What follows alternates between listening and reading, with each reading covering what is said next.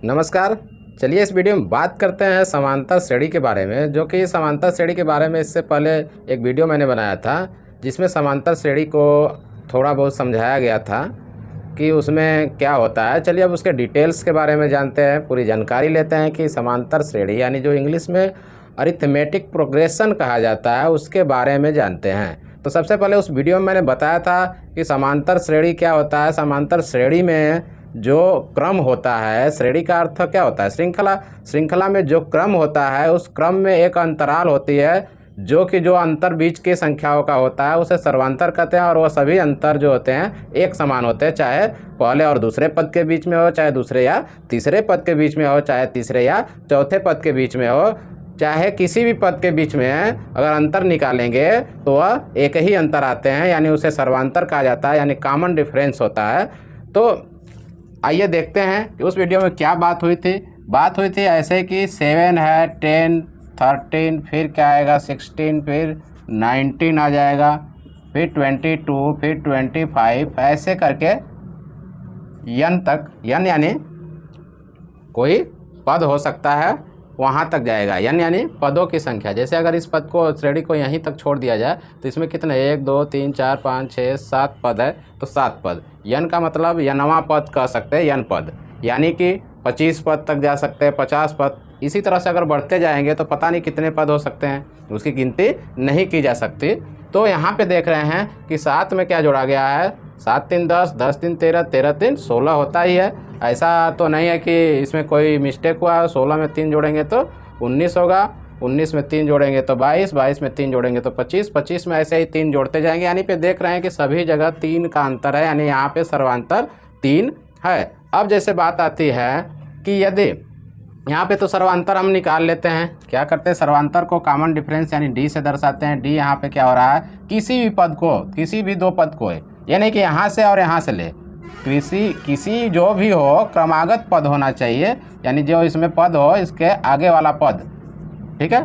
तो इन दोनों पदों में से हम क्या करेंगे, घटाएंगे तो हमें पता चल जाएगा कि कितना हमारा सर्वांतर आ रहा है। तो कहीं पर भी देखेंगे घटाएंगे तो सर्वांतर 3 ही आ रहा है। तो यहाँ पे हमें देखना है कि यदि दे दिया कि हमें 50वां पद निकालना है, कौन सा पद निकालना है, 50वां पद, यानी कि यह गिनती से जाएंगे तो यानी कि 50 कब आएगा, 50 नहीं, 50वां पद का मतलब यह क्या हुआ, पहला दूसरा तीसरा चौथा पाँचवां छठवां सातवां, सातवां के बाद क्या हुआ, 8वां आएगा, 9वां, ऐसे करते करते कहाँ तक पहुँचना है, 50वें पद तक पहुँचना है। यानी कि हमें कौन सा पद निकालना है, 50, यानी n की वैल्यू हम यहाँ पे कर देंगे 50, ठीक है। क्या कर देंगे 50, यानी हमें 50वां पद फाइंड करना है। तो उसके लिए सूत्र क्या होगा, तो कोई भी पद प्राप्त करने के लिए जैसे कहा जाता है 50वां पद, उसी वह क्या हो गया, n हो गया, n की वैल्यू क्या होगी यहाँ पे 50 होगी। अगर 60वां कहता तो n की वैल्यू 60 हो जाती, 80वां कहता, 100वां कहता तो n की वैल्यू 100। n का मतलब कौन सा पद, यहाँ पे किसी भी nवां पद यानी किसी भी पद का मान निकालना हो समांतर श्रेणी में और वह श्रेणी दिया हुआ है, तो सूत्र क्या होता है, a plus n-1 into D, यही हमारा सूत्र होता है। इस सूत्र से हम कोई भी पद निकाल सकते हैं जहां n पद की संख्या, a प्रथम पद, डी सर्वांतर है। यहाँ पे क्या है, n जो है वह क्या है, पद की संख्या, a प्रथम पद है और जबकि d सर्वांतर है। तो हम nवां पद को ऐसे tn करके भी लिख सकते हैं, यानी कि हम इसमें जो हिंदी लिख रहे हैं उस हिंदी को न लिखेंगे, इसको नहीं लिखेंगे तो हमारा यह और शॉर्टकट हो जाता है, जो कि हमें इजी होता है। तो इसको ऐसे लिख सकते हैं। तो यहाँ पर n की वैल्यू क्या है, 50वां पद है तो 50 लिखेंगे। a की वैल्यू देख रहे हैं यहाँ पे क्या है, 7 है, प्लस 50 - 1 इंटू डी की वैल्यू कितनी है, 3, ऐसे लिख देंगे। क्या कर देंगे 3, ठीक है।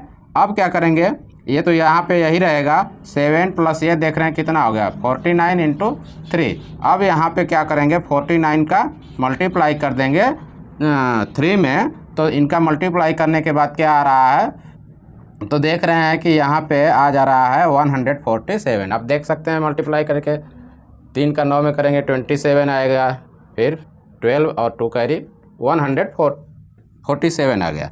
अब क्या करेंगे, यहाँ पे लिख देंगे लास्ट में ऐसे और इसको जोड़ देंगे तो हमारा कितना आ जा रहा है 154 आ जा रहा है। यदि आपको कोई भी शंका हो, सूत्र को समझना हो कि ये सही है या गलत है, तो देखिए आप 50वां पद जोड़ते जाएंगे तब समझ में आएगा ना। अब चलिए अगर 1 2 3 4 5 6 7वां पद है ना, ये 7 है ना, मान लेते हैं कि ये 7 पद जो है हमें नहीं मालूम है, ये 7वां पद हमें नहीं मालूम। चलिए इसके आगे वाला ये मालूम ही है, अगर आपको मालूम भी समझ में आ रहा है तो इसके आगे वाला पद जो है कि 7 के बाद 8वां पद नहीं मालूम है, यानी n बराबर अगर 8 रख दें, यानी कि Tn बराबर T8 इक्वल टू a की वैल्यू 7 है ही प्लस 8 माइनस 1 इंटू 3 क्या आ जाएगा 7, यहाँ भी 7 इंटू 3 कितना आ जाएगा 21 आ जाएगा, और 21 7 जोड़ेंगे तो 28 आ जा रहा है। देखिए 8वां पद 28, इसमें देखिए ये 7वां पद था, 3 जोड़ेंगे तो 28 आएगा, यानी कि यह सूत्र जो है एकदम सटीक है, इसमें कहीं कन्फ्यूजन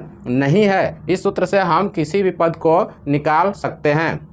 अब रह गई बात कि कोई श्रेणी दिया हुआ है और उसमें कह दे कि ऐसे n तक दिया हुआ है, यानी 50 तक दिया है, 60 तक दिया है या कहीं तक दिया हो, तो श्रेणी में जो अगला पद, जैसे 50वां पद हमने निकाला, 50वां पद क्या दिया है, डॉट डॉट करते जाएंगे 154 दिया है, इसके बीच के पद को नहीं लिखा गया है, या लिखेंगे तो बहुत लंबा हो जाएगा। अब देखिए अंतिम पद यहाँ पे क्या श्रेणी में अब क्या प्राप्त हो गया, अंतिम पद, प्रथम पद क्या है 7 है और अंतिम पद को यल से दर्शाते हैं, वह कितना है 154 है। अंतिम पद कौन सा है 154 है, या कौन सा पद है 50वां पद है। अंतिम पद का मान क्या है 50वां, लेकिन यहाँ पे अब पद की काउंटिंग से हमें नहीं मतलब है कि पद कौन सा है, पद कौन सा है इसकी काउंटिंग से नहीं मतलब है। अंतिम पद मालूम हो गया, ए मालूम हो गया, और पूछ दे कि प्रारंभ से, ध्यान से बात को सुनिएगा, प्रारंभ से 5वां पद, तो 1 2 3 4 5 हमें तो दिख रहा है, बता देंगे, हमें दिख रहा है बता देंगे। अगर प्रारंभ से कहे कि 8वां पद हमें निकालना है तो कैसे निकालेंगे, तो प्रारंभ से जब ऐसा आता है, प्रारंभ से 8वां पद निकालना होता है, तो इसके लिए सूत्र होता है 8वां पद कहा जाता है। क्या कहा जाता है 8वां पद बराबर होता है a plus r minus 1 into D, यानी प्रारंभ से r का मतलब 8वां पद निकालना है। कौन सा पद निकालना है 8वां पद, तो यहाँ पे ये है 7 प्लस 8 माइनस 1 इंटू डी की वैल्यू होगी 3, यानी 7 प्लस 7 इंटू 3, देखिए वही आ रहा है। देखिए हमने निकाला था 8वां पद 28 आया ना।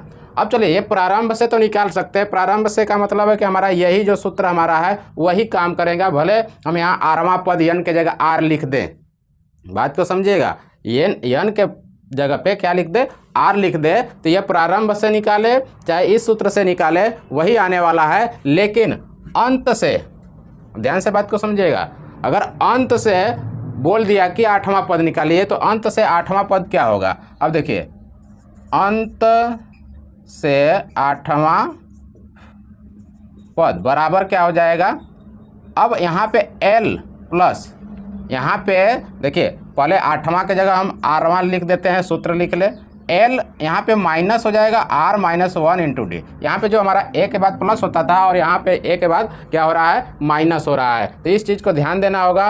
और यानी कि अब हम लिख सकते हैं अंत से 8वां पद, अंत से 8वां पद, l का वैल्यू 154 है माइनस r की वैल्यू 8 माइनस 1 इंटू डी, यानी कि यहाँ पे क्या आ गया 7 इंटू 3, 154 में से 21 को घटा देना है तो कितना आ जाएगा 133 आ जाएगा, यही अंत से 8वां पद होगा।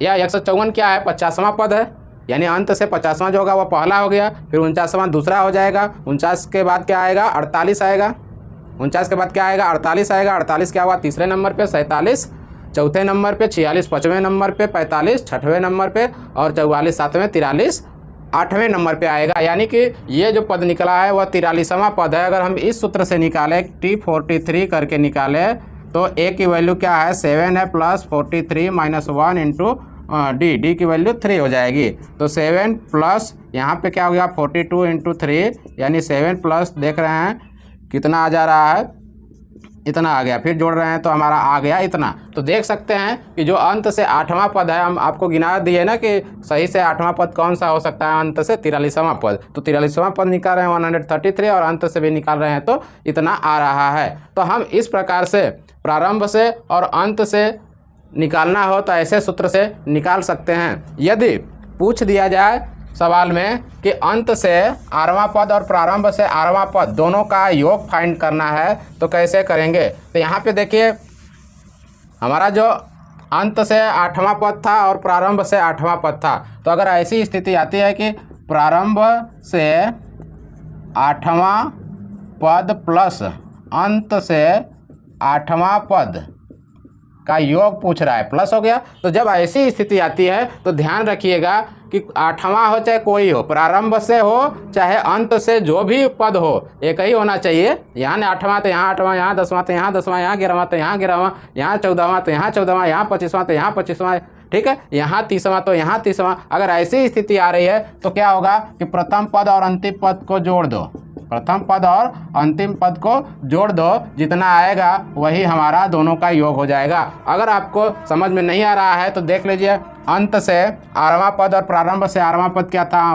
प्रारंभ से 8वां पद था 28 प्लस अंत से 8वां पद क्या था 133, 8वां यानी 8वां पद इतना था। जोड़ के देखिए 8 3 11, 3 और 2 कितना हो गया 5 और कैरी 6 हो गया। देख रहे हैं कि आ रहा है बराबर कि नहीं आ रहा है। यानी कि अंत से जो पद पूछेगा और प्रारंभ से और अंत से जो भी पद पूछेगा उनका अगर योग पूछ दिया तो जो हमारा अंतिम पद है और प्रारंभिक पद है दोनों पद को जोड़ देंगे तो उनका योगफल उनके योगफल के बराबर ही आता है। इसलिए हम प्रथम और अंतिम पद को जोड़ करके उनके योगफल को पता कर लेते हैं। तो आज का वीडियो बहुत ज़्यादा लंबा हो चुका है क्योंकि अभी तक इतना लंबा वीडियो नहीं बना था। आज का वीडियो ज़्यादा लंबा हो चुका है।